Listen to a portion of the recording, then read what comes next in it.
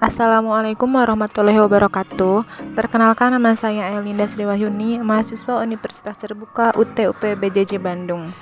Nah, pada kesempatan kali ini saya akan melakukan kegiatan praktikum IPA tentang kelistrikan.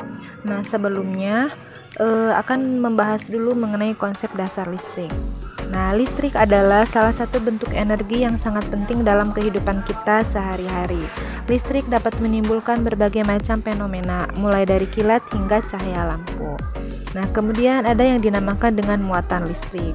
Nah, yang pertama, setiap benda tersusun atas atom.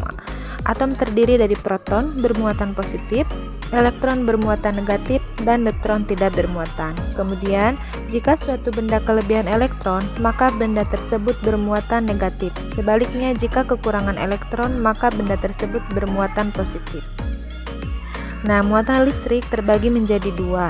Yang pertama ada listrik statis dan yang kedua ada listrik dinamis. Yang akan dilakukan percobaan pada kali ini yaitu listrik statis. Listrik statis adalah muatan listrik yang diam atau tidak mengalir. Contohnya, ketika kita menggosokkan penggaris plastik pada rambut kering, penggaris akan bermuatan listrik dan dapat menarik potongan kertas-kertas kecil. Nah, untuk membuktikannya, mari kita coba praktekkan.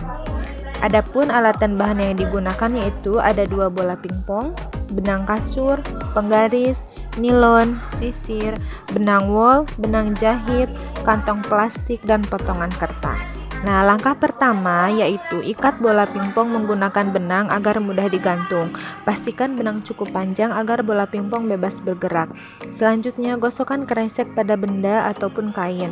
Usahakan gosokkan pada satu arah agar muatan listrik yang dihasilkan lebih banyak. Nah, setelah menggosokkan ke kantong plastik, dekatkan perlahan-lahan ke bola pingpong yang telah digantung. Amati apa yang terjadi pada bola pingpong. Apakah bola pingpong tertarik atau menjauh dari kantong plastik? Kemudian lakukan langkah yang sama menggunakan kain wol dan nilon. Lalu amati apa yang terjadi pada bola pingpong. Apakah tertarik ke arah nilon atau benang wol? Langkah berikutnya yaitu menggosokkan penggaris ke rambut. Siapkan potongan-potongan kertas kecil, pastikan kertasnya ringan agar mudah terpengaruh oleh gaya listrik. Pertama, gosoklah penggaris plastik pada rambut yang kering secara cepat. Usahakan gosok pada satu arah agar muatan listrik yang dihasilkan lebih banyak. Setelah penggaris digosok, dekatkan perlahan penggaris ke arah potongan kertas yang disiapkan. Perhatikan apa yang terjadi pada potongan kertas. Apakah kertas tertarik ke arah penggaris? Nah, dapat kita lihat bahwa potongan kertas tertarik dan menempel pada penggaris. Hal ini menunjukkan bahwa penggaris telah bermuatan listrik yang berbeda jenis positif dan negatif akan saling tarik-menarik. Ketika penggaris digosokkan pada rambut, elektron berpindah dari satu bahan ke bahan lainnya. Akibatnya, penggaris menjadi bermuatan listrik. Muatan listrik yang berbeda jenis akan saling tarik-menarik. Oleh karena itu, potongan kertas yang netral akan tertarik ke arah penggaris yang bermuatan. Nah, jadi berdasarkan percobaan yang telah kita lakukan, dapat disimpulkan bahwa benda-benda dapat bermuatan listrik melalui proses penggosokan.